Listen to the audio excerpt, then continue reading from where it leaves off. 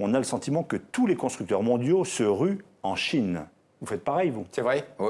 Écoutez, Nissan est déjà en Chine et représente une bonne part de marché, plus de 7% de part de marché. Renault est prêt à rentrer en Chine, le projet est prêt. Tout le monde se précipite. Vous êtes au bord de la signature. Oui, tout à fait.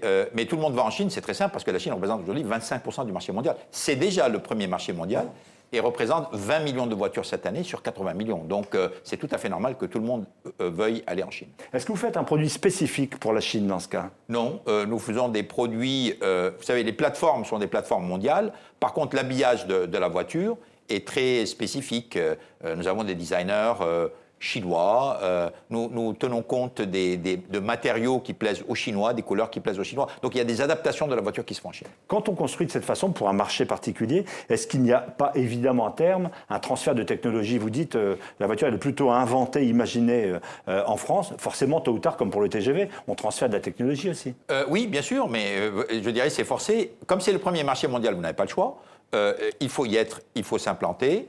Il y a un transfert technologique. Je constate cependant qu'aujourd'hui, les principaux constructeurs sur le marché chinois sont non chinois.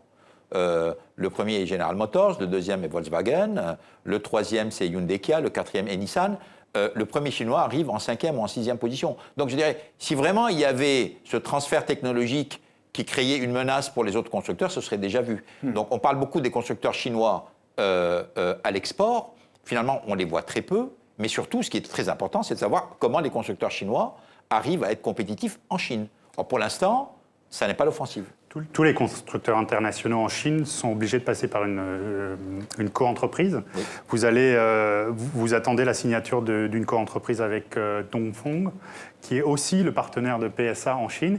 D'abord, sur le fait que deux constructeurs français soient avec le même partenaire chinois, quel est votre commentaire? Et est-ce que c'est normal? Et d'autre part, quelle part de marché vous visez avec Renault? Oui. Écoutez, Dongfeng, alors je fais marche arrière, il y a 10 ans, quand Nissan est rentré en Chine, Dongfeng était déjà le partenaire de Honda. Oui. Bon, Nissan s'est développé de manière extraordinaire en Chine pendant 10 ans et il n'y a jamais eu de handicap dû au fait que Dongfeng était partenaire d'un des principaux concurrents de Nissan. Moi, je connais très bien l'équipe de Dongfeng. Ils ont une stratégie de cloisonnement entre les différentes activités. Je n'ai aucune inquiétude.